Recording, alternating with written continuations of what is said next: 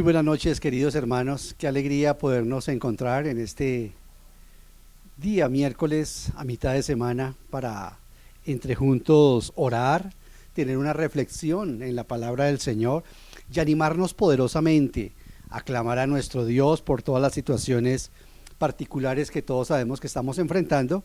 Así que les animo a que me acompañen a la poderosa palabra del Señor en el segundo libro de Crónicas, capítulo 7. Voy a leer desde el versículo 11. Les animo a que me acompañen. No tenemos hoy diapositivas, por tanto, ruego que vayamos a nuestras Biblias. Dice así la poderosa palabra del Señor. Segundo libro de Crónicas, capítulo 7. Versículo 11, dice así la poderosa palabra del Señor. Cuando Salomón terminó el templo del Señor y el palacio real, llevando a feliz término todo lo que se había propuesto hacer en ellos, el Señor se le apareció una noche y le dijo: he escuchado tu oración y he escogido este templo para que en él se me ofrezcan sacrificios. Cuando yo cierre los cielos para que no llueva, o le ordene a la langosta que devore la tierra, o envíe peste sobre mi pueblo, si mi pueblo que lleva mi nombre se humilla y ora y me busca y abandona su mala conducta, yo lo escucharé desde el cielo, perdonaré su pecado y restauraré su tierra. Nuestro querido Padre Celestial, queremos darte gracias, Señor Dios Todopoderoso, por esta noche. Gracias, bendito Dios, porque al encontrarnos contigo en este encuentro íntimo y personal con el Señor Jesucristo, en el poder de tu Espíritu Santo, bajo la unción de tu santa palabra, nos sentimos contentos, gozosos, agradados, Señor. Padre nuestro que estás en el cielo, te glorificamos, te bendecimos, te pedimos, Señor, tu dirección, tu orientación, la capacitación y la habilidad que solamente proviene de tu Espíritu Santo, Señor. Ayúdanos con esta pequeña reflexión a que podamos interiorizar la aplicación práctica de tu santa palabra a las realidades duras, difíciles por las que está atravesando nuestro país, Señor. Padre nuestro, reconocemos que es fruto de nuestro pecado, Dios mío.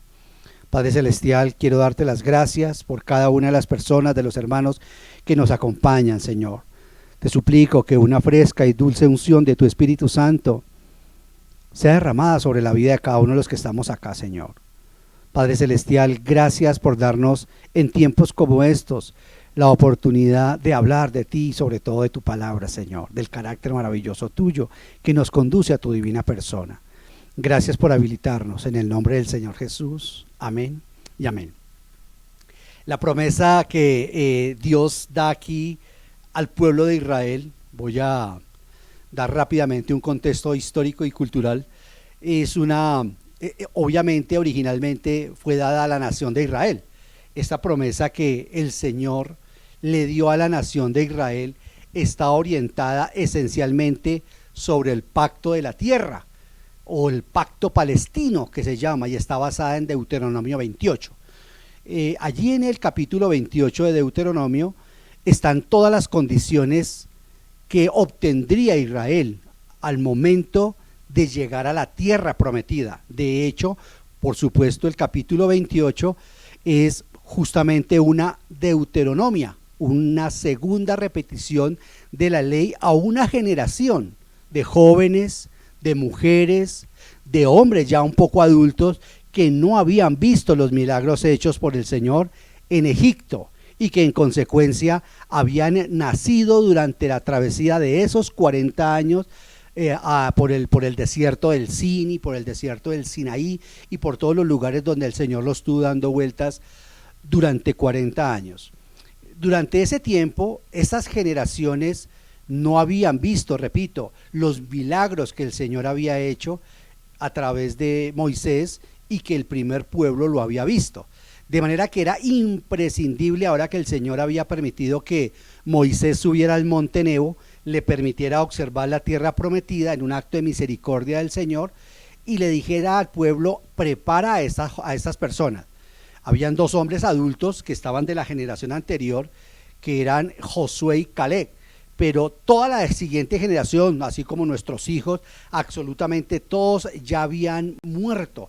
La segunda generación, así como nuestros hijos, eran los que estaban vivos, los que iban a tomar la tierra prometida. Toda esa generación anterior de Miriam, de Aarón, de Moisés, no iban a entrar a la tierra prometida, entre otras cosas porque a la tierra prometida no se llega por medio de la ley, sino que a la tierra prometida se entra por gracia. Entonces Moisés es un prototipo de lo que es la ley, de manera que en ese orden de ideas, quien iba a entrar a ese pueblo allí era Jesús, era Josué el que iba a entrar a esa tierra prometida, al pueblo de Israel. Por eso el hijo de Nun, que tenía el nombre en realidad de Oseas, Dios le dice a Moisés: cámbiale el nombre y ponle el nombre de Jesús, ponle el nombre de Josué. El nombre hebreo es Josué, el nombre de Jesús es Josué. Entonces allí encontramos una aplicación impresionante, porque a la tierra prometida, también a la nuestra, no nos llevan las obras, no nos lleva la ley. El cumplimiento ni de la ley ni de las obras nos conduce al cielo.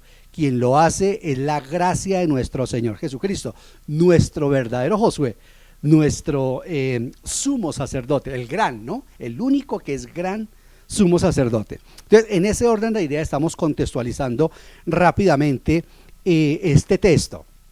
Dios, en su infinita misericordia, en su maravillosa gracia, ha permitido que la nación de Israel llegue aquí a este lugar. Moisés, en efecto, repite toda la ley, por eso se llama Deuteronomio, repetición de la ley, no una nueva ley, sino repetirle la ley a las nuevas generaciones. Por eso usted en Deuteronomio encuentra, se llama el Evangelio de Dios.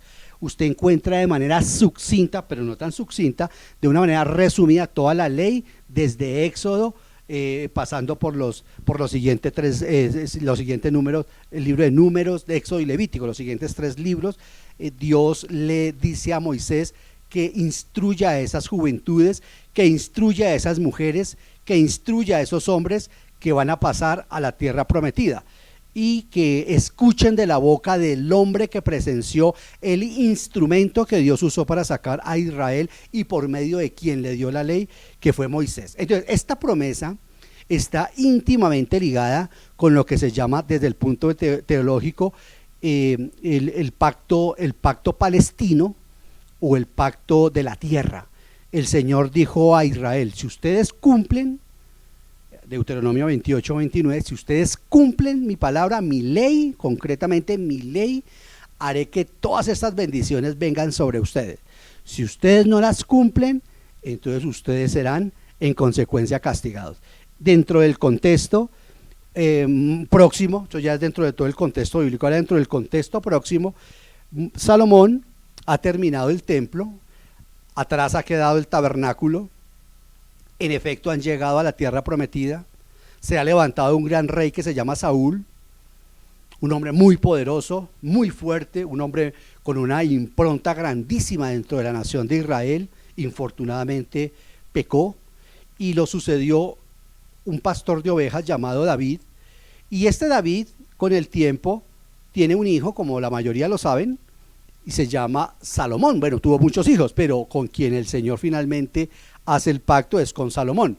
David tiene la intención de construir el templo, pero el Señor le dice que no, que el Shalom, que el hombre de paz, que es Salomón, será quien le construya el templo. Y en efecto, se cambia la carpa de militar, se cambia la carpa de campaña donde estaba Dios, en una carpa, así como hacen los militares, que tiene una carpa, por un templo que habla de paz, que habla de tranquilidad, que habla de atrios. Llévame a tus atrios, dice una canción, por donde el sacerdote pasa. Quiero experimentar la paz. Entonces Salomón construye el templo de acuerdo con las medidas y con la ordenación que el Señor le ha dado, y en consecuencia ahora Salomón hace una oración hermosísima desde el capítulo 6, pidiéndole al Señor que tome la habitación de ese templo. En efecto, eso ocurre, de hecho coincide plenamente con lo que venimos enseñando los domingos. El Espíritu Santo, la gloria, la presencia del Señor, toma posesión de su nueva habitación, todo esto tipificándonos que más adelante iba a haber un templo que somos nosotros. Nosotros somos el nuevo templo, el verdadero templo, hacia donde apuntaban las sombras, hacia donde apuntaban los tipos. Nosotros ya no tenemos tipos, ni sombras, ni nada de esas cosas que hay un movimiento por ahí llamado mesiánico, que chumachamay, que no sé qué. No, nosotros tenemos las realidades de las cosas. Nosotros no tenemos sombras de las cosas pasadas. Nosotros tenemos la realidad. Ya nuestro sumo sacerdote está en el tabernáculo, está en el cielo. Entonces, estas, dentro del contexto histórico y cultural, eso es lo que está ocurriendo en este lugar. Salomón está pidiéndole al Señor que tome, por favor, revise el pacto que ha hecho con ellos, y se llama el pacto salomónico, y el Señor le contesta a la oración que Salomón ha hecho. Por eso es que todos los judíos, Salomón en el capítulo 6 pide que cuando los judíos oren estén en la tierra donde estén, pero que siempre que oren hacia Jerusalén les escuche, porque pues ellos creían que Dios era un Dios geográfico, aunque sabían que Dios abarcaba toda la tierra. Pero lo mismo le pasó a Jonás. Jonás huyó del Señor hacia Tarsis, creyendo locamente que de esa manera huía del Señor. Por eso el Señor hace todo lo que hace para mostrarle que Él es el Dios también de las tempestades. Y el Señor, en efecto, escucha la oración de Salomón, y por eso dice el versículo 11: cuando Salomón terminó el templo del Señor y el palacio real, llevado a feliz término todo lo que se había propuesto hacer con ellos, el Señor se le apareció una noche y le contestó a la oración como lo hace con nosotros. Siempre estamos en ese mismo tema. Cuando nosotros oramos y nosotros nos levantamos de nuestras rodillas de la misma manera que nos arrodillamos, no, el Señor no nos habló. Algo está pasando, hay algo que tiene obstruido en nuestra comunicación con el Señor. Y el Señor le dice en consecuencias: he escuchado tu oración y he escogido este templo para que en él se me ofrezcan sacrificios. Ahora el templo que Dios ha escogido, ¿quién es? La iglesia. ¿Tumben este templo?, dijo el Señor. No, el Señor Jesucristo dijo que en 3 días Él reedificaría, haría su propio templo, que somos nosotros. Y ahí es donde es el verdadero sacrificio que se hace. Pero estas son sombras. Dice el Señor, cuando yo, dice la palabra, sí, el Señor que está hablando: cuando yo cierre los cielos para que no llueva, o le ordene a la langosta que devore la tierra, o envíe peste sobre mi pueblo, de acuerdo con Deuteronomio 28, porque ellos han pecado.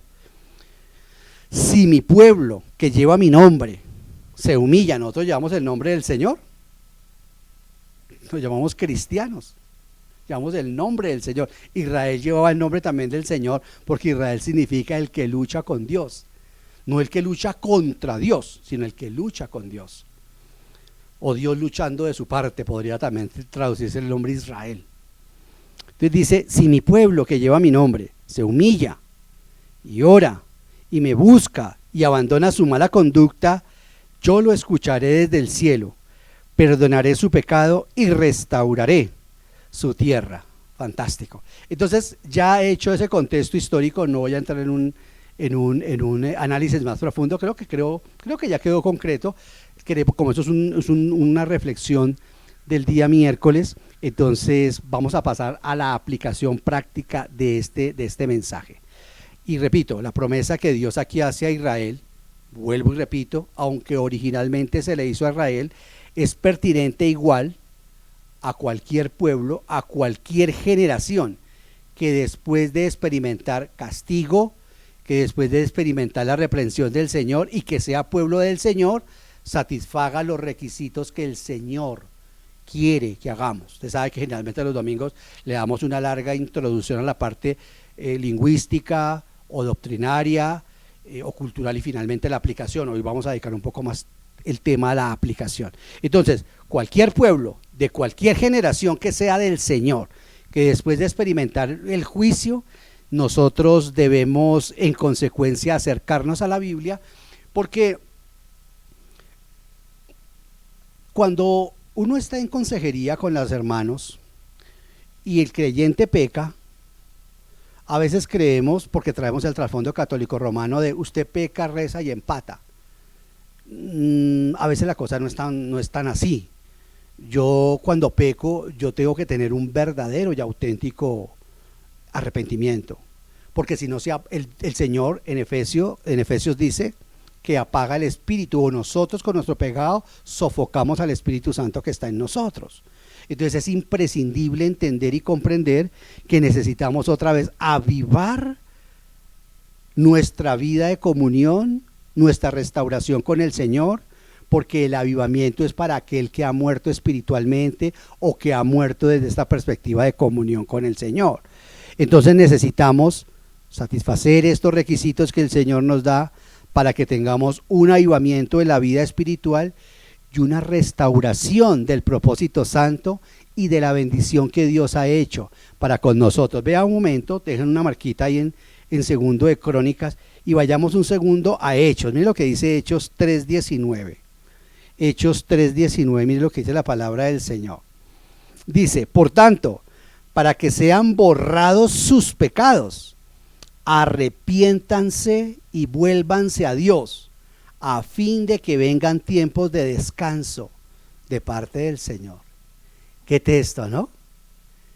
Qué maravilloso, qué versículo. Por tanto, para que sean borrados sus pecados, arrepiéntanse y vuélvanse a Dios, a fin de que vengan tiempos de descanso de parte del Señor. De manera, queridos hermanos, que en esta línea de aplicación práctica para nuestras vidas, para encontrar lo que el Señor nos da a través de su Espíritu Santo en este texto, necesitamos pedirle al Señor que nos avive. Dese en cuenta que el Señor nos dice que si Colombia se arrepiente, que si Colombia se humilla, que si Colombia ora y que si Colombia abandona su pecado, ¿dice eso? No dice eso. ¿Dice quién? Los cristianos, los que somos el pueblo de Dios. Somos nosotros, porque nosotros somos los que tenemos la mente de Cristo. No es decir, el llamar al gobernador, gobernador, ¿sabe por qué está pasando? ¿Usted sabe por qué son las vacunas en Colombia, gobernador? ¿Por qué son las vacunas? Yo le tengo la solución, gobernador. ¿Cuál es la solución? La solución es que si Colombia diezmara y ofrendara al Señor, pues Dios no le cobraría las vacunas. La gente no entiende eso. No va a entender absolutamente. Por eso los que tenemos la mente del Señor somos nosotros, y nosotros somos los sacerdotes y las sacerdotisas. Usted, hermana que me está escuchando, usted es una mujer que tiene la misma, dentro del Señor, delante del Señor, tiene la misma condición que nosotros los hombres. De manera que nosotros somos sacerdotes del Dios Altísimo para oficiar por una nación, por un país, por un pueblo. Estamos llevando el ministerio de la reconciliación. Des en cuenta que ese mensaje de preparación para la primera venida de Jesucristo, el Señor no se lo dio a todos los israelitas, sino nomás a los levitas y a los sacerdotes. Por extensión, más adelante, cuando aparecieron los fariseos, a los fariseos. Ahora, en la nueva dispensación, absolutamente todos somos reyes y sacerdotes al servicio de nuestro Señor, y nosotros somos los llamados a evangelizar, y nosotros somos los llamados a hablar del Señor Jesucristo. Por eso es una inconsistencia cuando uno le dice a una persona que no es creyente, ore. No va a ser escuchada. No va a ser escuchada, no porque Dios sea sordo, perdón.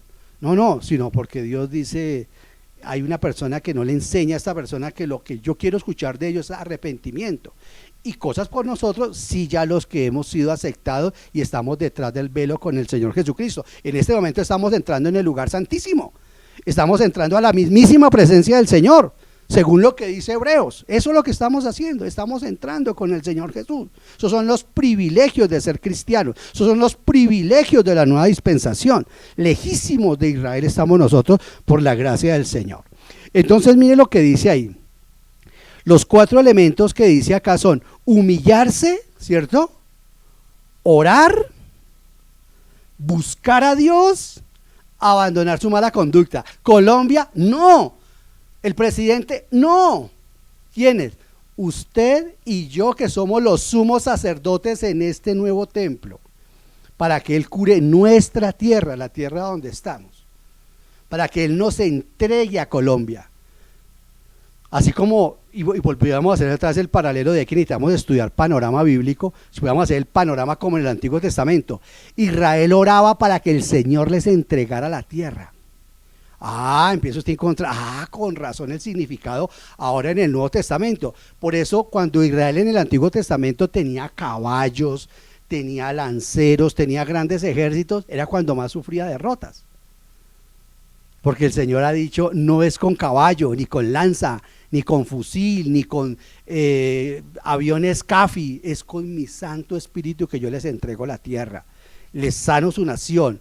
Y no voy a entrar ahorita, pues estoy pensando seriamente, permítame este pequeño paréntesis, estaba pensando seriamente esta mañana mientras hacía mi devocional en hacer un taller que se llamara algo así como Colombia, raíces políticas, sociales y religiosas de nuestro país.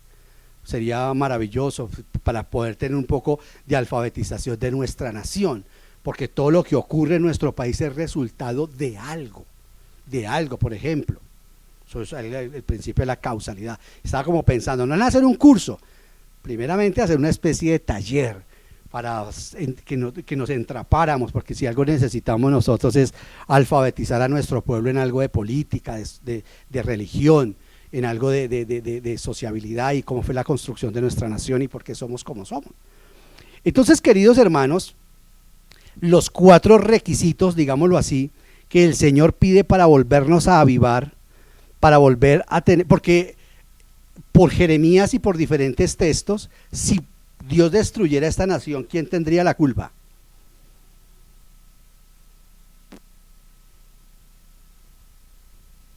¿Un hermano? Sí, bueno, listo. Dicen que no están activados los micrófonos, entonces se salvaron. Listo, entonces, porque iba a regalar un 5. No, no estamos en el arte sagrado de la predicación. Pero si Dios destruyera Colombia, los responsables por este país somos la iglesia. ¿Ah, sí? Yo pensé que ser cristiano era tener plata, declarar, o hacer, o que dejar las drogas, no, eso es algo más. Ser cristiano, Dios nos va a reclamar por nuestra nación. Dios nos va a reclamar por todos los familiares que nosotros, siendo cristianos, se fueron sin conocer al Señor. Es que me daba mucho miedo hablarle a mi mamá, que era muy mariana. Por eso tenemos que orar para que el Señor le entregue el corazón de esa persona. Entonces, dice la palabra del Señor: humillarse, orar, buscar a Dios y abandonar nuestra mala conducta. Humillarse, dice el primero. El pueblo de Dios, nosotros como pueblo de Dios, queridos hermanos y amados del Señor, debemos reconocer nuestros fracasos. Nosotros debemos expresar arrepentimiento por nuestro pecado. Nosotros de verdad debemos renovar nuestro compromiso por hacer la voluntad de Dios. Hay gente, por eso de ahí lo grave cuando se evangeliza mal a una persona. Cuando a una persona se le evangeliza y se le dice que es para que usted sea próspero en los negocios, para que a usted le vaya bien, para que de pronto su marido deje ese mal genio, su esposa tenga un mejor carácter. El cristianismo no es para eso, hermano. Esas cosas ocurren como consecuencia de que la persona empieza a vivir un proceso real, si es que realmente lo vive, porque igual ella puede llegar a Cristo, Dios la perdona en su infinita bondad, pero si la persona no inicia su proceso de santificación, seguirá iracunda, usted seguirá amargado, las cosas no van a cambiar mucho. Entonces, cuando nosotros vivimos el escenario de la santificación, por supuesto que nuestras vidas van a reflejar eso que a veces buscamos con tanta ansia, que nuestros hijos lleguen al Señor, que nuestra esposa se convierta a Cristo, que nuestros padres finalmente también se reconcilien con el Señor, pero primero necesitamos nosotros conocer cabalmente qué es el cristianismo. Cabalmente nosotros conocer realmente, no es que yo realmente hago esta obra, y ahí yo lo he visto, queridos hermanos que en Facebook, cristianos evangélicos, todavía colocan oraciones en su negocio, una oración para que le vaya bien. Hermano, lo estoy llamando para que usted, hermano, me eche una oracioncita, porque es que vamos a irnos de paseo, y entonces uno dice, realmente estamos mal evangelizados. Eso es lo que llama reevangelización, eso está llamado musú. Entonces necesitamos nosotros entender que cuando hay pecado, nosotros interrumpimos la renovación, no podemos hacer la voluntad del Señor. El sábado enseñábamos en hombres que las tres causas por las cuales yo no puedo hacer la voluntad de Dios es porque mi voluntad la tomo por encima de la voluntad de Dios, porque tengo pecado en mi vida o porque desconozco la Biblia. Entonces, el hecho de que yo desconozca la Biblia no significa que por eso Dios me diga, pues yo no conocía eso. Y vimos un caso de David, pero no lo vimos con los hermanos, pero sí en la ilustración. David no conocía la Biblia, hizo un mal procedimiento y el Señor aniquiló a varios, incluido a Usa.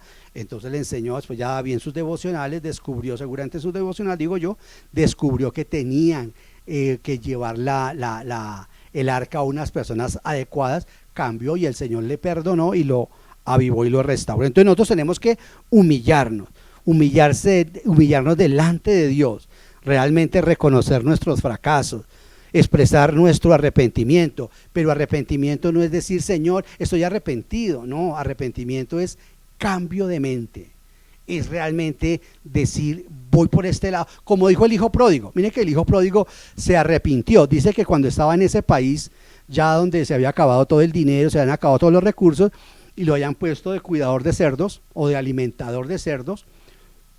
Dice que el muchacho reflexionó, dice el Señor Jesús, reflexionó y dijo, ¿cuántos jornaleros en la casa de mi padre tienen mejor comida que la que tengo yo y son jornaleros? Ya sé lo que voy a hacer, voy a decirle a mi padre, voy a volver a la casa donde mi papá y le voy a decir, papá, pequé contra el cielo y pequé contra ti, ya no merezco que me llames tu hijo. Y acto seguido dice Lucas, el Señor en la boca Lucas haciendo hablar al Señor Jesús, dice que el Señor Jesús, dice el muchacho pensando, dijo, y se levantó y fue. Yo estoy arrepentido. Arrepentimiento no es llanto, arrepentimiento es cambio. Arrepentimiento es cambio. Voy a tomar la decisión de verdad de criar mis hijos en la voluntad del Señor. Voy a tomar la decisión realmente de hacer el trabajo como Dios dice que tengo que hacerlo. Dice entonces, humillarse delante de Dios y humillarse delante de su palabra significa reconocer nuestra pobreza espiritual. Recuerda que el Señor Jesucristo en las bienaventuranzas dice, muy dichosos, dice la Nueva Versión Internacional, doblemente dichosos los que reconocen su bancarrota espiritual. Eso, cuando una persona dice no puedo, el Señor dice aquí estoy. Cuando una persona es suficiente, que cree que puede vivir el cristianismo en sus propias fuerzas, que cree que puede estar pecando y no va a pasar nada, que cree que solamente se vive cristianismo cuando estamos en damas o cuando estamos en varones, o que creen que se puede vivir así, esa persona va a tener un problema gravísimo, es candidato a arrepentirse. Por eso la persona debe reconocer su pobreza espiritual. Vea el 11:16, ahí adelantico encontré algo maravilloso en 11:16, segunda de Crónicas 11:16, mire lo que dice ahí, dice 11:16, tras los levitas se fue gente de todas las tribus de Israel que con todo el corazón buscaban al Señor, Dios de Israel. Llegaron a Jerusalén para ofrecer sacrificios al Señor, Dios de sus antepasados. Qué lindo que usted ahora más tarde se ponga a leer todo el contexto y ojalá todo ese libro. Es uno de los libros que a mí más me fascina, especialmente el segundo libro de Crónicas. Me fascina ese libro, que entre otras cosas fue el último libro que se escribió de la Biblia. De manera que es maravilloso, precioso. Mire lo que hicieron estos levitas. Mire otro ejemplo maravilloso ahí en el 15, capítulo 15, para irnos ilustrando. Yo les estoy dando unos textos sencillos para que nos podamos más tarde animar seguramente, mirando otra vez mañana en su devocional, aprendiendo cómo se puede hacer esto. Vea el 15, voy a leer desde el versículo 12. Luego hicieron un pacto mediante el cual se comprometieron a buscar de todo corazón y con toda el alma al Señor, Dios de sus antepasados. Al que no buscara al Señor, Dios de Israel, se le castigaría con la muerte, fuera grande o pequeño, hombre o mujer. Impresionante, vea el versículo 15. Todos los de Judá se alegraron de haber hecho este juramento, porque lo habían hecho de todo corazón y habían buscado al Señor con voluntad sincera, y Él se había dejado hallar de ellos. Qué maravilloso que nosotros le dijéramos de pronto en un ayuno íntimo personal. Me hablaba en esos días una preciosa hermana y me decía, quisiera aprender qué hacer en el tiempo de ayuno, buscar el rostro del Señor. Y vea lo que dice aquí tan maravillosamente, y Él se dejó hallar de estos levitas, porque de todo corazón lo buscaron. Eso es lo que busca el Señor. El Señor no busca teólogos. El Señor lo que busca es gente piadosa, mujeres piadosas, hombres piadosos, que realmente nos volvamos de todo corazón, con toda sinceridad, que no juguemos a las escondidas. El Señor busca ovejas reales, ovejas verdaderas, no ovejas que realmente digamos, Señor, estoy buscando tu voluntad, deseo humillarme delante de ti, de tu palabra, pero no solamente tirarse allá como cuando éramos carismáticos, lo digo de manera solidaria porque nunca lo hice, pero lo digo de manera solidaria, como era que nos tirábamos allá y nos acostábamos y el corazón lejos.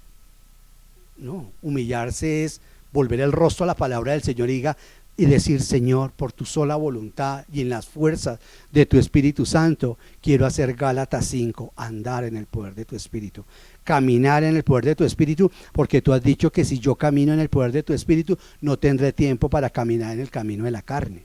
Si yo estoy pensando en el Señor, no tengo tiempo de pensar en cosas impuras. Si yo estoy pensando en una cantidad en el Señor, si yo estoy fraguando cómo evangelizar, no tengo tiempo de pensar cómo quitarle el dinero a los demás o cómo hacer daño. Eso es buscar el rostro, humillarse delante de Dios, y por eso coloqué humillarse delante de Dios y de su palabra. Humillarse delante de la palabra del Señor es decir: Señor, la voy a hacer. Quiero esa promesa que tú das cuando dices que también amas a los que tiemblan delante de tu palabra. Esa promesa se la da Isaías. Dios, dígale que también al contrito, al humillado de corazón, al que se somete a mi palabra, el que tiembla ante mi palabra, dígale que con ese estoy yo, le digo a Isaías. Con ese estoy yo.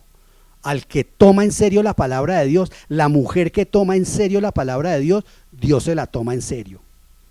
La mujer que no se toma en serio a la palabra o a Dios, porque es por extensión es Dios, Dios tampoco se la toma en serio. Por eso en Proverbios dice, se burlaron de la sabiduría, se burlaron de los consejos de la palabra del Señor, y dice Proverbios ahí, terminando el capítulo 1, yo también me burlaré en el momento en que le venga la calamidad. Cada cosa que ocurre y que suceda, supuestamente eso también es un contexto doloroso y durísimo. Pero queridos hermanos, humillarse delante de Dios y de su palabra, en consecuencia, significa reconocer la pobreza espiritual. Señor, quiero crecer como cristiano, no quiero jugar más a las escondidas, quiero tener una verdadera devoción contigo. Así no sea a las 5 de la mañana, muchas veces es más espiritual orar o dormir 1 hora o 2 horas más. El punto no es castigo lo que busca el Señor. El Señor lo que busca es comunión, que eso es lo que tenía David. Ese es uno de los elementos fundamentales de por qué David era un hombre conforme al corazón del Señor, porque era un hombre que se arrepentía rápido y con pies ligeros, como corría él para el pecado, también con pies ligeros corría otra vez a restaurarse con el Señor y a hacer la palabra de Dios. Era un hombre que le gustaba hacer la palabra del Señor, sobre todo cuando Dios lo convencía de su pecado. Entonces, el primer punto, humillarse. Si quieres, colócale reconocer mi pobreza espiritual. Señor, necesito crecer como cristiana, necesito crecer como cristiano, Señor, necesito hacer verdaderos seminarios bíblicos contigo, Señor, en tu palabra, necesito hacer tu palabra, habilítame otra vez con el Espíritu Santo, quiero hacer tu palabra, quiero evangelizar. Mire que eso es un punto fundamental. Nomás ahí nosotros podemos decir cuántas personas hemos evangelizado, porque es que el socialismo cristiano nuestro es 1 por 1, como enseñó el Señor Jesucristo, y como lo aplicó hombres como Jorge Müller, y como lo aplicaron hombres como Spurgeon. Nosotros debemos es trabajar en el 1 a 1, por ese reino, por esa utopía política llamada el reino, no solamente el milenio, sino el reino que ya podemos experimentarlo desde ahora. Entonces, queridos hermanos, ánimo con eso. Segundo, orar. Dice, volvamos al segundo libro de Crónicas, dice, se humilla y ora. Entonces, orar. El pueblo de Dios debe clamar a Dios por misericordia. A veces oramos y es: Señor, te pedimos por el COVID de aquel, por la gripa de aquel, por la enfermedad de aquel. Y no digo que esté mal, queridos hermanos, pero tenemos que pedir misericordia. Misericordia. Acordémonos lo que enseñé el domingo, la pedagogía que el Señor se gastó con Israel. No. Toditos corriendo como manadita a meterse al atrio, al tabernáculo. No, Señor, voy a enseñarles que para acercarse a mí me tienen que servir con santidad. Me decía un hermano Vidio, ¿qué es lo que más busca, por ejemplo en el caso de usted? ¿Qué es lo que más ve un hermano que pueda ser candidato a ser anciano, a ser pastor? Tiene que aprender primero 2 cosas: la supremacía del Señor sobre su vida y la santidad de su conducta. Eso es vital para que no avergüence al cuerpo, porque nos han pasado unas que ustedes no se imaginan. Entonces, nosotros debemos clamar por misericordia. Nosotros debemos aprender a depender completamente del Señor y a confiar en Él por su intervención. porque ahorita, porque de pronto no se me pase por alto decirlo más adelante, nosotros creemos que es orar ya, esta noche, hoy miércoles. No, debemos orar y seguir esto que iniciamos hoy, de una manera más intencional por nuestro país, este clamor por Colombia.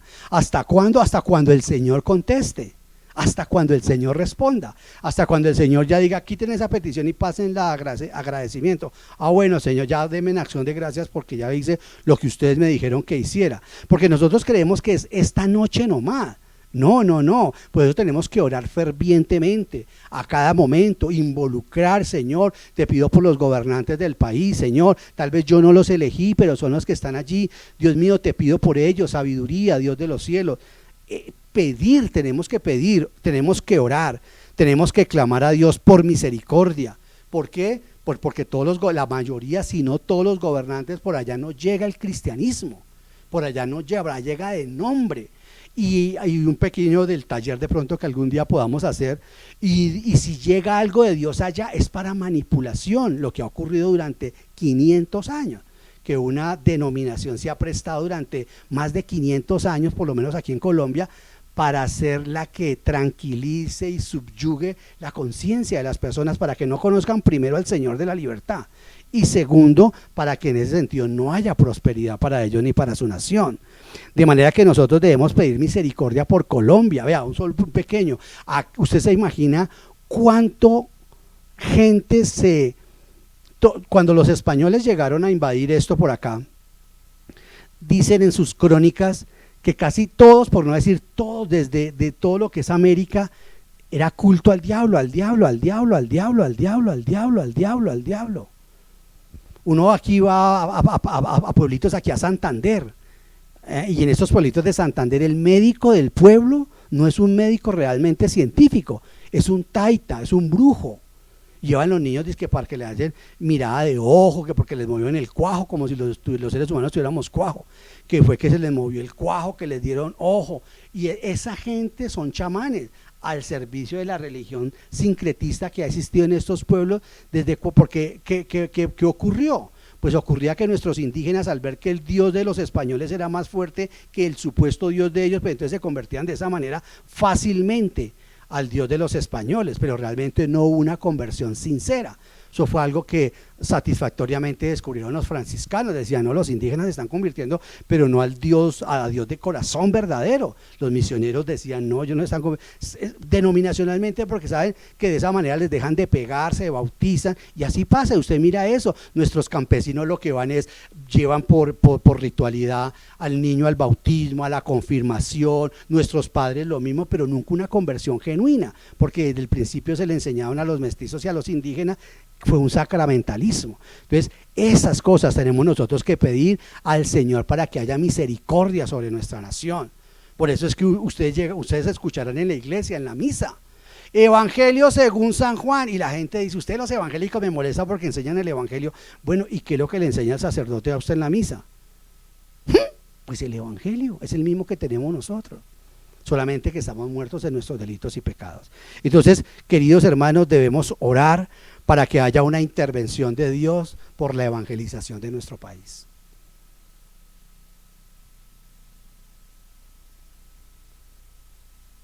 Es una pena que muchos crean que el evangelio llegó hace 20 años a Colombia o hace 30.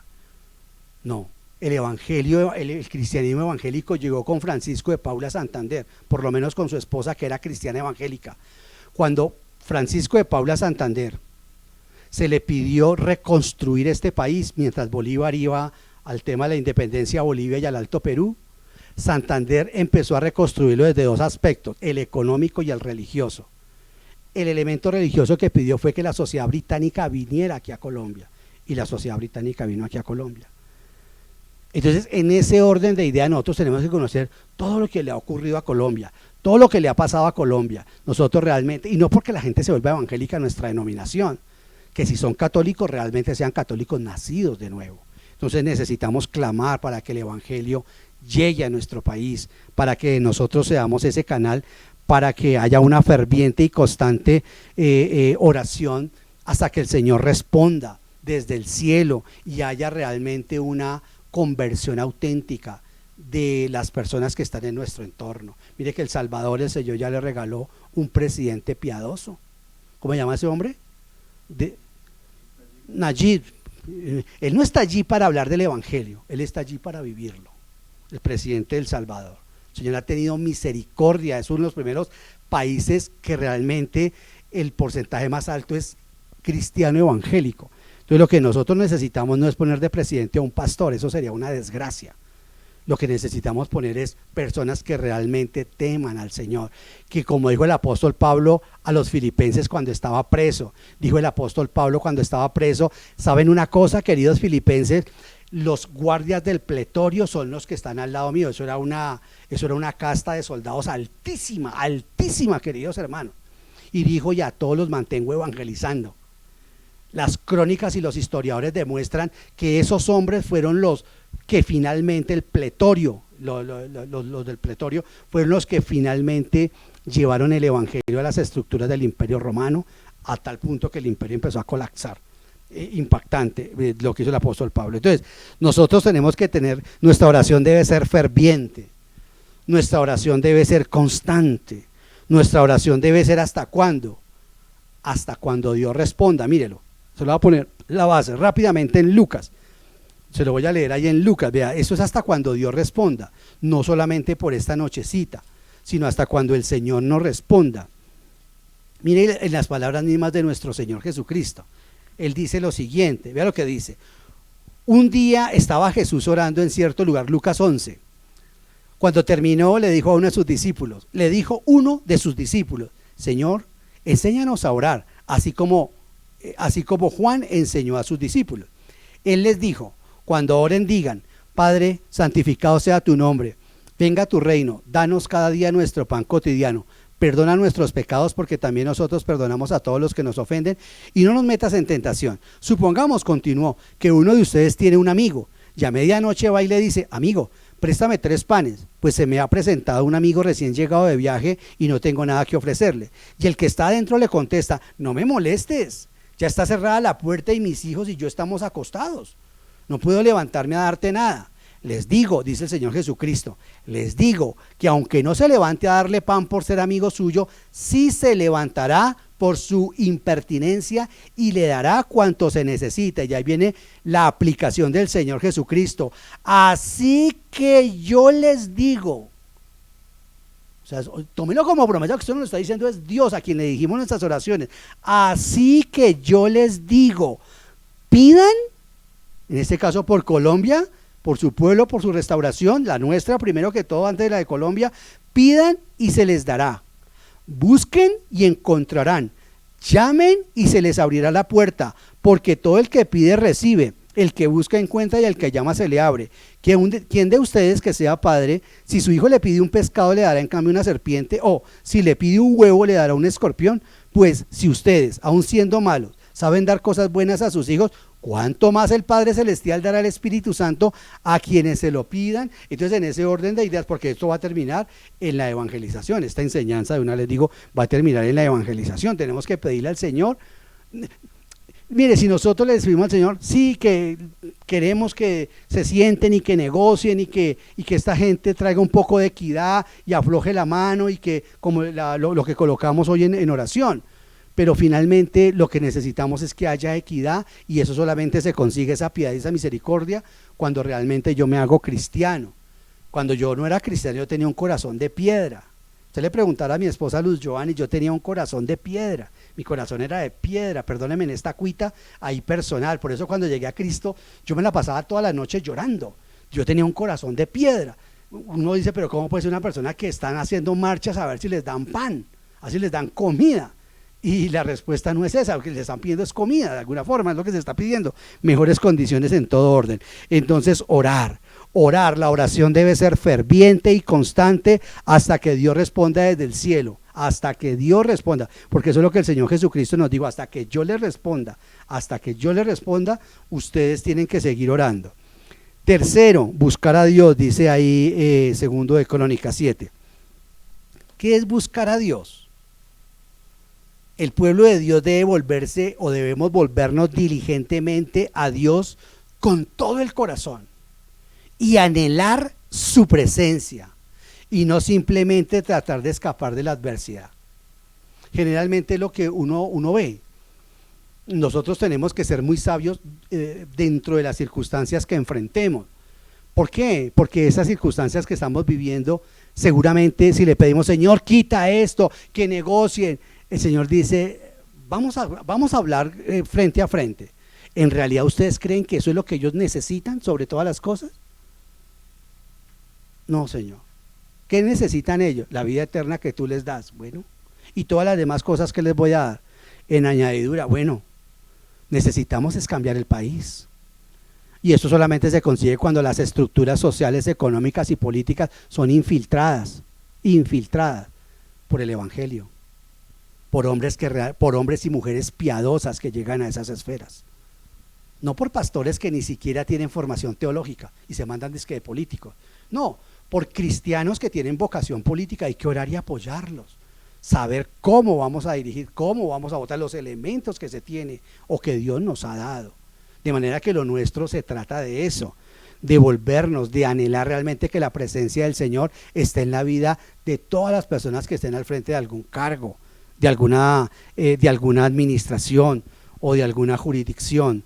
De manera, queridos hermanos, que nosotros debemos aprovechar y ser sabios diciéndole, Señor, úsame a mí en estas circunstancias.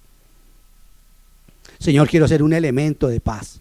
Como cantaba la canción de San Francisco de Asís, hazme un instrumento de tu paz, que lleve tu alegría por doquier.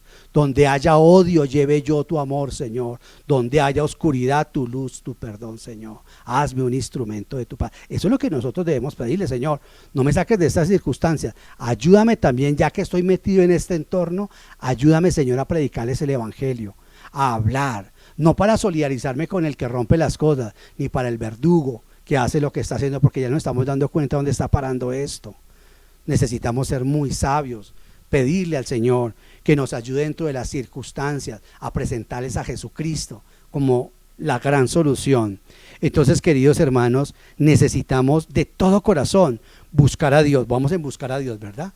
Buscar a Dios de todo corazón, anhelar su presencia. Repito, no simplemente tratar de escapar de la adversidad. Mírelo ahí también en 2 de Crónicas 19:3. Me traje ese para mirarlo ahí. 2 de Crónicas, mírenlo ahí para animarnos con otro, lo ilustro con otro texto, que a veces las mejores ilustraciones son las que están en las mismas Sagradas Escrituras. Mire el 19:3 lo que dice.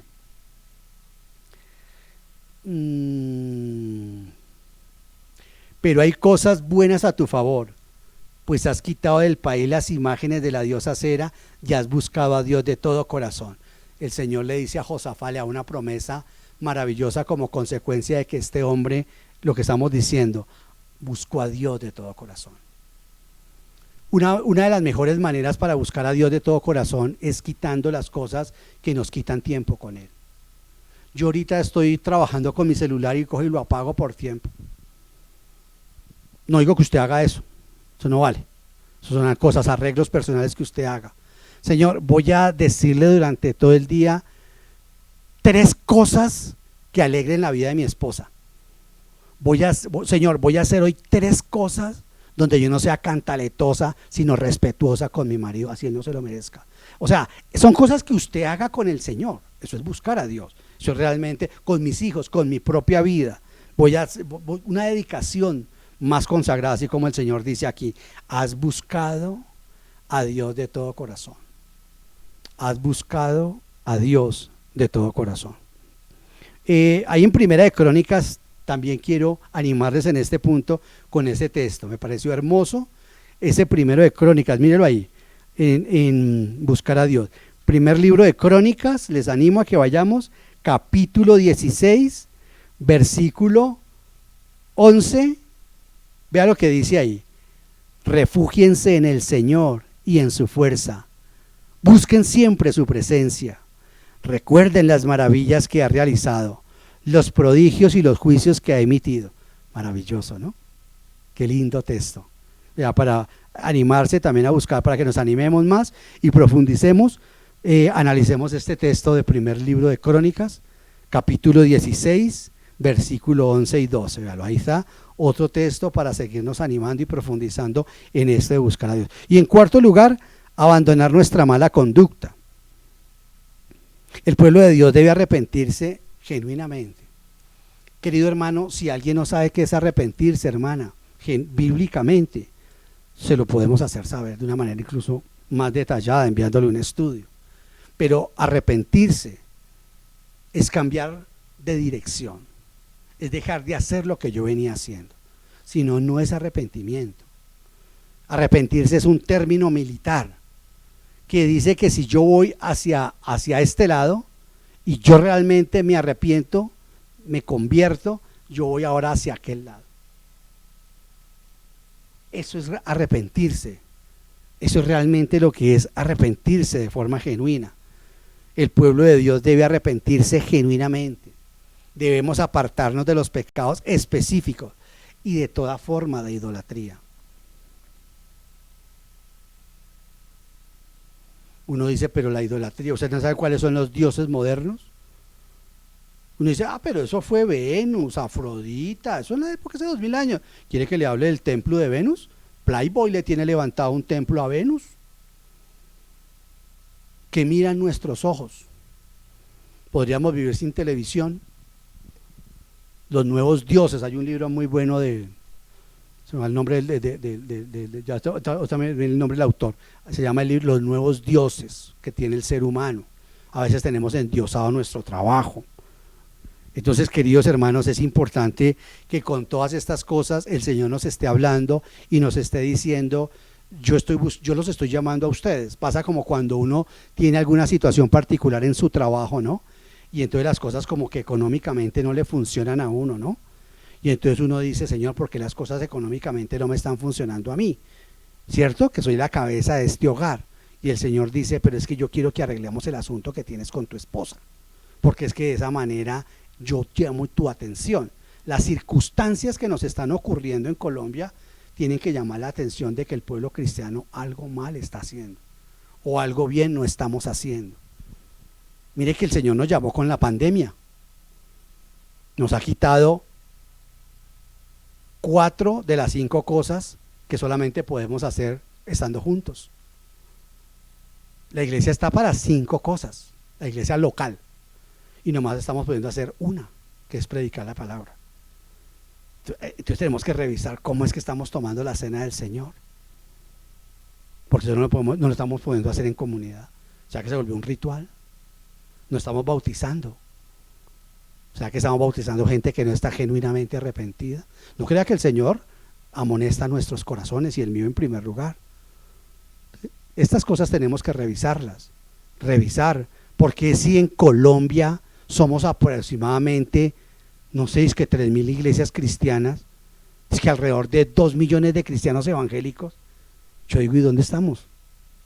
¿Dónde estamos? ¿Dónde están esos dos? Si uno mira el libro de Hechos, y en el libro de Hechos dice un judío, dice, ahí llegaron, refiriéndose a los apóstoles Pablo y Bernabé, dice, ahí llegaron los que andan trastornando al mundo entero. Y ahora también ya llegaron con su doctrina acá.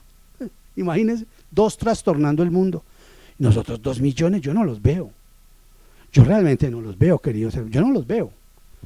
Y eso es una, empezando por mí, repito, eso es haciendo apologética interna. ¿Dónde estamos los creyentes? Entonces, debemos abandonar nuestra mala conducta, renunciar a cualquier conformación de los principios de este mundo en nuestra vida y acercarnos a Dios para buscar misericordia, perdón y purificación. Miren ustedes, queridos hermanos, que esto es fundamental, porque nosotros tenemos que ser muy sabios como vivimos en este mundo. A veces tenemos más tiempo para la vida social. A veces estamos más interesados que nuestros hijos obtengan una carrera. Yo no quiero sacar un profesional tanto como lo que quiero sacar es un hombre de Dios o una hija de Dios. Pero lo decimos de dientes hacia afuera. De dientes hacia afuera. Entonces, nosotros realmente necesitamos mirar si nos estamos conformando a los criterios de este mundo. Nuestros problemas como pareja, como esposos, como familia, como trabajadores, como empleados, como hermanos, como ciudadanos, los estamos resolviendo con base en los principios del mundo o con base en la palabra de Dios. No tenemos otra forma de actuar. Estamos moldeados, como dice el original de Pablo ahí en Romanos 12, dice, no se dejen esquematizar por la forma como el mundo está esquematizado. No resuelvan su vida matrimonial, sus problemas matrimoniales, como lo resuelve el mundo. No eduquen su familia como la educa el mundo. No usen su mayordomía como la usa el mundo. No usen su relación como pareja como la usa el mundo. No usen su trabajo como lo usa el mundo. Me hablaba con una persona que me decía, se burlaba de algo que yo escribí. Ah, bueno, ustedes también lo escribieron. Y bueno, se burlará, el problema es de él. Entonces decía, daba a entender como que la gente que está pidiendo pan, pues que trabaje y que estudie. Y yo decía, bueno, listo. Le doy gracias al Señor que pues no es nuestro caso, pero no puede ser que lleguemos a una indolencia tan impresionante, que porque yo soy cristiano y yo no estoy enfrentando las situaciones que muchos de estos hermanos, de estos muchos compatriotas se enfrentan, hasta allá de verdad ha llegado la insensibilidad de nosotros los cristianos. ¿De verdad? Yo le decía a esa persona, yo le decía, o sea que a usted lo único que le importa es lo que va rumbo a su boca y a su estómago. A mí me gustaría tener una conversación con su pastor, a ver cómo es el evangelio que enseñan allá. O sea que para poder uno realmente solidarizarse y entender lo que ocurre, ahora sí como decía Jorge Eliezer Gaitán, qué fácil es hablar del hambre cuando se tiene el estómago lleno. Claro, con razón decía eso este hombre. No, pero es que nosotros, bueno, está bien, del malo, de los malvados, la maldad, está bien.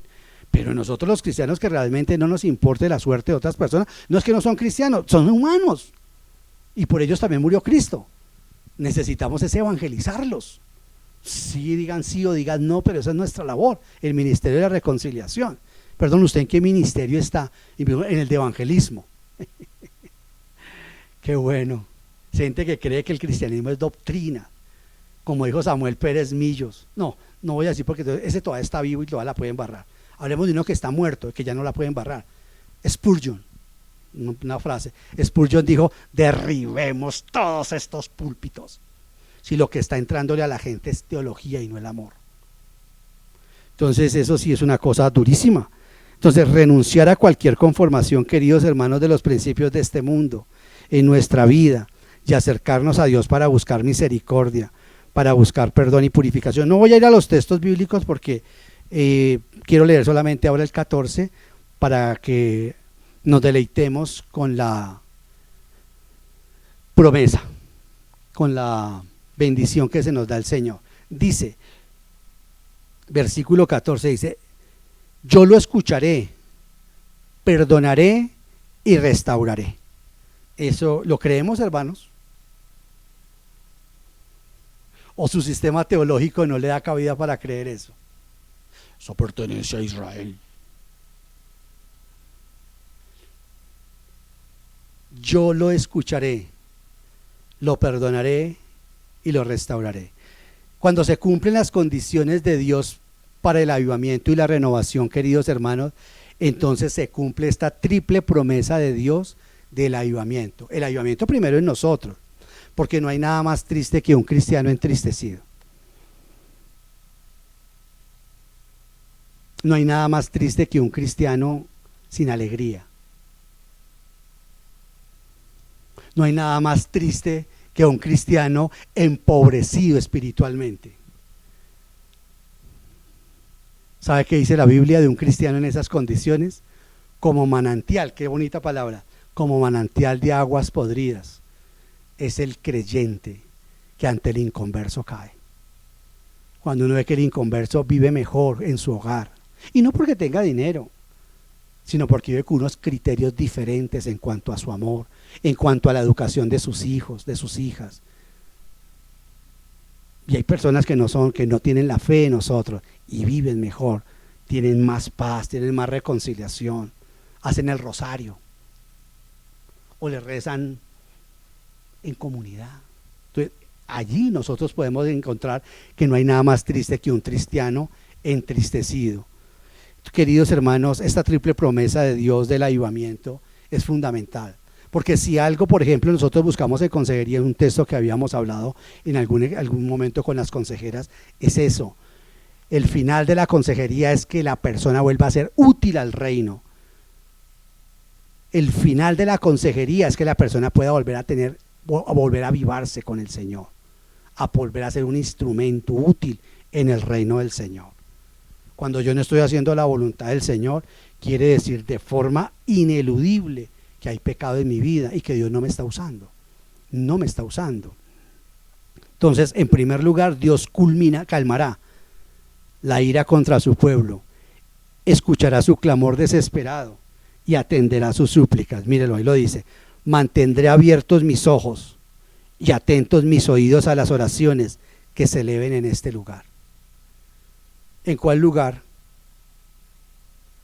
En el templo de Jerusalén ya no existe. Dios nos ha dicho en su palabra, Jesucristo dijo que nosotros somos su templo. Y ahorita en este momento estamos reunidos en la iglesia. En este momento el Espíritu Santo toma su naos, que somos nosotros. Necesitamos orar, pero orar en el poder del Espíritu Santo. Eso es lo que necesitamos. Orar, no doblarle la mano al Señor. Pedir gracia, misericordia y humildad ante el Señor. Eso dice el versículo 15. Dios escuchará, Dios atenderá nuestro clamor desesperado. En otras palabras, la primera evidencia de avivamiento es que Dios comienza a oír la oración y a responder desde el cielo. Me acuerdo que en alguna ocasión Ciro Ingerson Scofield, él era un gran abogado, un hombre muy ético, pero él no era cristiano. Mire este testimonio de Scofield, de un general de Dios. Dice Scofield que él fue a un pueblo porque le tocaba hacer algunas diligencias, él era abogado, como abogado. Dice, no había en ese pueblito, dice Scofield, no había muchas atracciones en ese pueblo, dice Scofield. Lo único que yo veía era la taberna y la iglesia. Fui a la taberna unos 2 días y no me gustó mucho. Realmente no, tampoco fui un hombre de mucho trago. Entonces, para no aburrirme, me iba a la iglesia. Y claro, y eso eran todos los días, yo entraba allí porque salía de mi trabajo y todos los días se reunía la iglesia. Dice Scofield que unas hermanas se acercaron en esa iglesia a decirle, después de algunos días de verlo allí, ¿usted tiene alguna petición que quiera que le hagamos al Señor? ¿Sabe qué le contestó Scofield? No. Y si la tuviera, no se la diría a ustedes.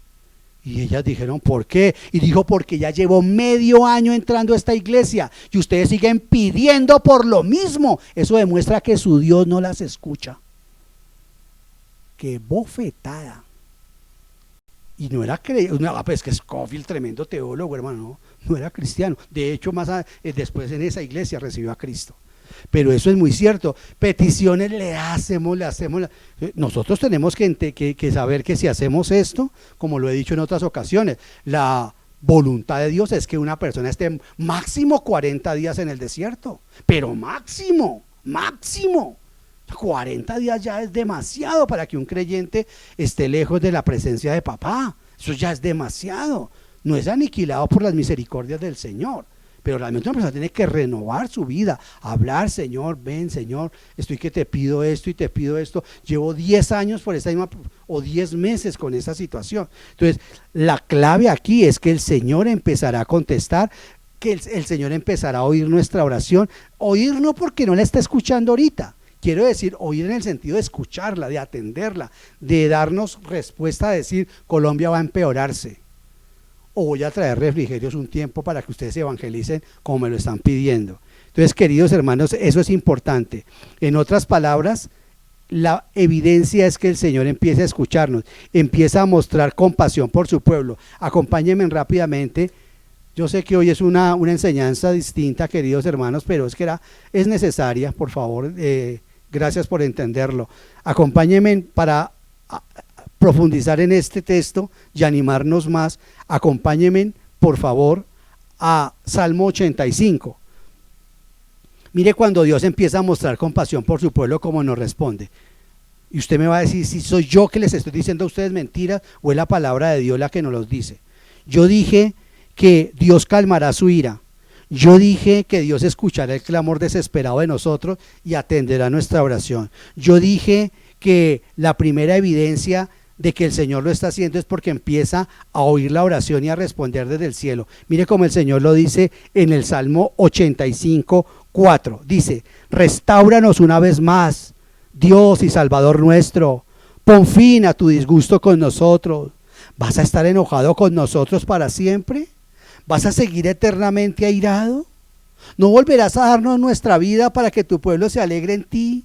Muéstranos, Señor, tu amor inagotable y concédenos tu salvación. Mira el Salmo 102. Salmo 102. Mira cómo necesitamos orar al Señor y ya viene la respuesta del Señor.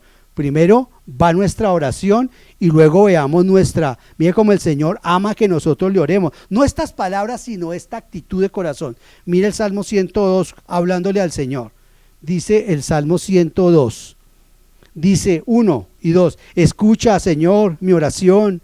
Llegue a ti mi clamor. No escondas de mí tu rostro cuando me encuentro angustiado. Inclina a mí tu oído. Respóndeme pronto cuando te llame. Mire el versículo 13. Te levantarás y tendrás piedad de Sión, pues ya es tiempo de que la compadezcas. Ha llegado el momento señalado. Eso es algo hermosísimo, porque si Dios perdona a nuestro pueblo, empieza a limpiar nuestros pecados, empieza a restaurarnos y nos empieza a dar la respuesta, que es ¿cuál? Su presencia, su paz, su verdad, su justicia y su poder. Volvamos al Salmo 85 para verlo. Salmo 85 dije: el Señor nos traerá su favor, su presencia, su paz, su verdad, su justicia y su poder. En el mismo Salmo donde estábamos ahorita, en el 85. Ahora voy a leer en el 85 desde el 9. Dice: muy cercano está para salvar a los que le temen, para establecer su gloria en nuestra tierra. ¿Lo cree, hermano? La falta de fe es lo que impide que nosotros alcancemos cosas. El amor y la verdad se encontrarán, se besarán la paz y la justicia. De la tierra brotará la verdad y desde el cielo se asomará la justicia. El Señor mismo nos dará bienestar y nuestra tierra rendirá su fruto. La justicia será su heraldo y le preparará el camino. Le estoy citando los salmos para que nadie me va a decir: no, es que eso es para Israel. Los salmos son eternos. Impresionante. Dios sanará, Dios restaurará a su pueblo y a su tierra, donde al derramar otra vez el favor y las bendiciones, incluidas las físicas, el Señor las dará. Y lo más importante, queridos hermanos, Dios permitirá, esto es lo más importante, lo que dije ahora rato, Dios permitirá que el Espíritu Santo haga un despertamiento entre los salvos y entre los que están espiritualmente perdidos, una verdadera y auténtica conversión y un arrepentimiento. Si nosotros hacemos esto, yo le pedí que grabáramos esto para volverlo a ver. Si nosotros realmente hacemos lo que el Señor nos dice, si nosotros entendemos lo que significa realmente buscar el arrepentimiento, no es: Señor, que se solucionen las cosas y que me aumenten a mí el sueldo. Acordemos lo que hablé de las circunstancias. Eso no es, esa clase de curas Dios no quiere. Dios quiere usar todo esto para que otras personas, para que los inconversos lo conozcan y para que nosotros los cristianos, los que están en pecado, sean avivados.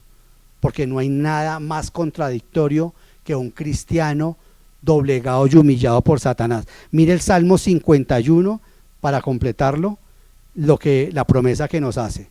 Mire el Salmo 51, la promesa que Dios hace. Esto no es porque uno diga: no, es que sí, que realmente yo tengo que buscar y forzar el texto bíblico. De ninguna manera. Mire el Salmo 51. He dicho que lo más importante, hermanos, es que Dios permitirá que el Espíritu Santo haga un despertamiento. Necesitamos un despertamiento entre nosotros los cristianos.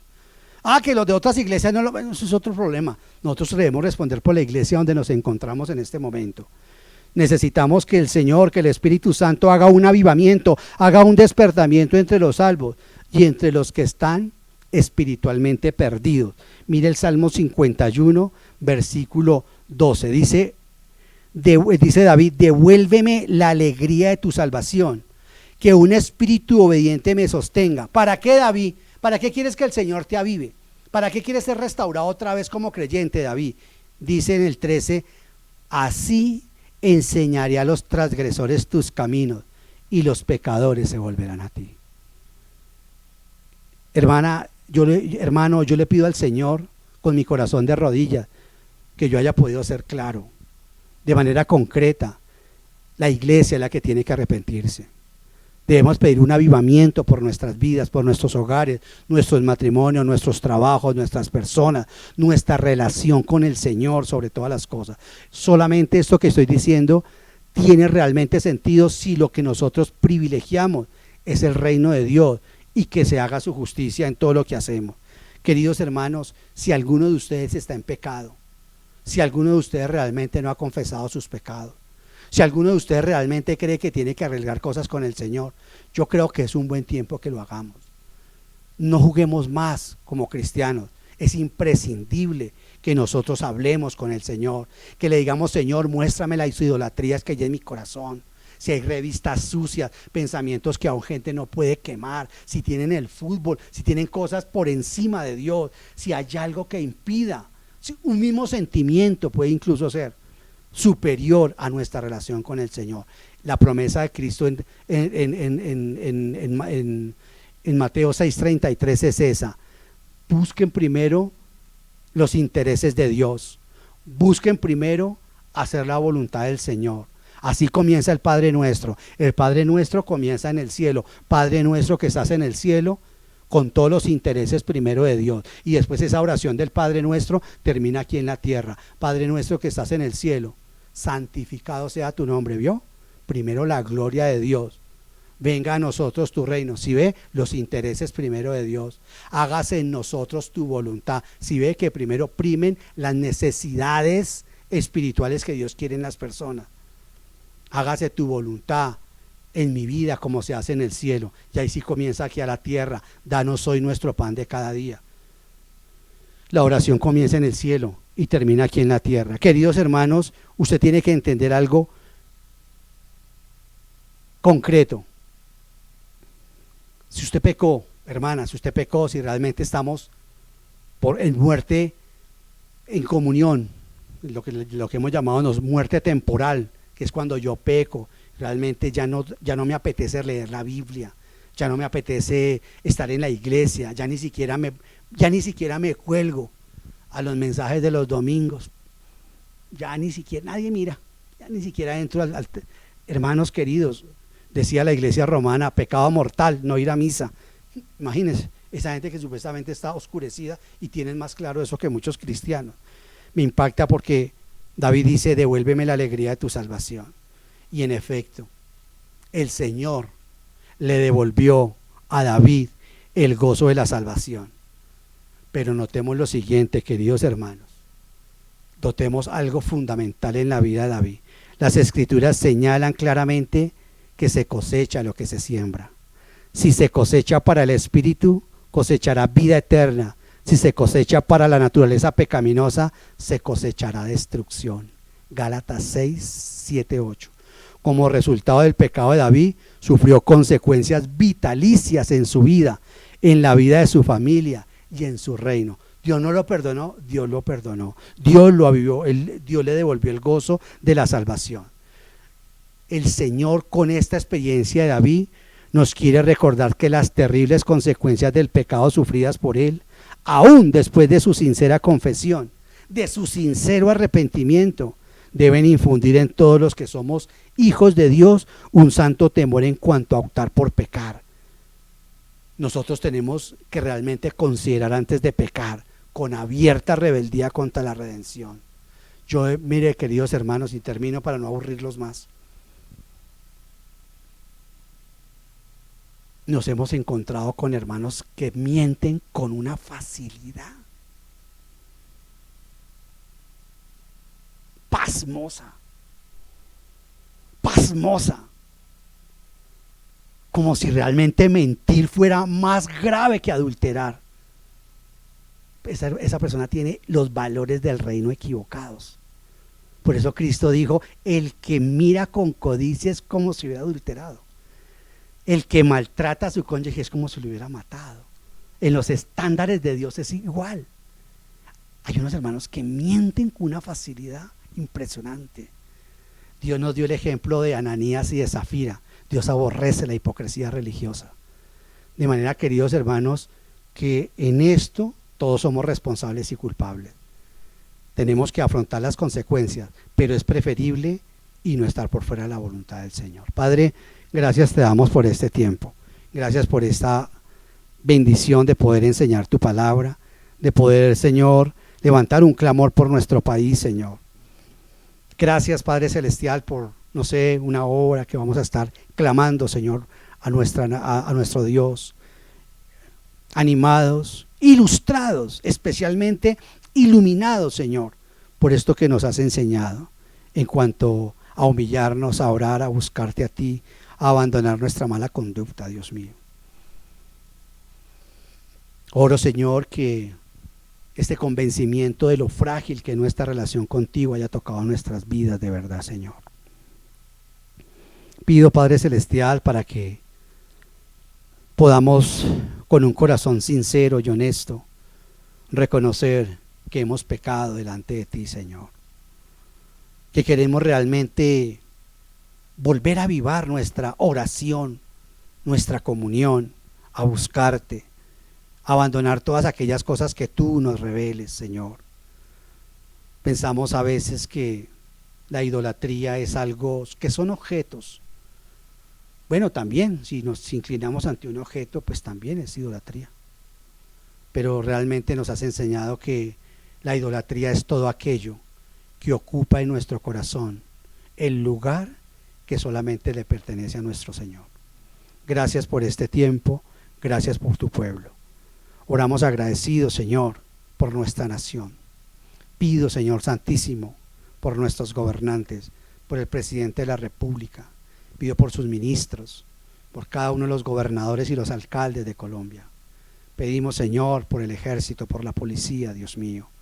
Señor, pedimos por todas aquellas personas, objeto, Dios de los cielos, de la depravación de una sociedad torcida, de un mundo lleno de pecado, donde muy seguramente la mayoría de ellos no lo entiende, Dios. Padre, ayúdanos a evangelizar para mostrarles que este es el reino de Satanás, que así es Satanás, que así son sus criterios, que así son sus leyes, que así son sus estatutos. Oh Dios mío, gracias porque has dejado a un pueblo acá dentro de esta sociedad, a una sociedad como es la iglesia dentro de la sociedad, a un pueblo dentro del pueblo, Señor, que tú estás levantando un pueblo en medio de nuestra nación, golpeada por la idolatría, por los asesinatos.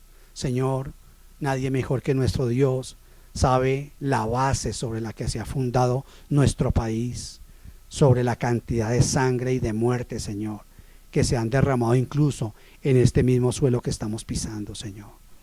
Padre, pedimos piedad y misericordia para con la iglesia, para que nosotros realmente cumplamos el propósito que tú nos has enviado a hacer mientras estamos en esta tierra. Que así como le dijiste a Jeremías y a Ezequiel, busqué a un hombre, busqué un pueblo que se interpusiera entre mi ira y Jerusalén, y no lo encontré. Señor, que nosotros sí podamos decir, sí, Señor, estamos entre nuestro país y tu ira, Señor. Oramos, Señor Santísimo, para que por amor a nosotros, como lo hizo Moisés, cuando te pidió y te dijo, pues Señor, si no quieres perdonar a este pueblo, bórrame ese libro que dices que tienes allí, Señor. Yo sé, Señor, que ese fue un clamor desesperado de Moisés por ver a su pueblo listo en la ejecución de tu ira. Señor, que nosotros también tengamos compasión por lo que le está ocurriendo a nuestra nación. Tal vez, Señor, tal vez si todas esas personas que marchan, o si todos esos gobernantes y todos esos gremios que solo piensan en enriquecerse, te conocieran a ti, entenderían cabalmente que por temor a ti tendrían que hacer las cosas como tú dices que se tienen que hacer dentro de los valores del reino. A ti, Señor, toda la gloria y la honra en Cristo Jesús. Amén.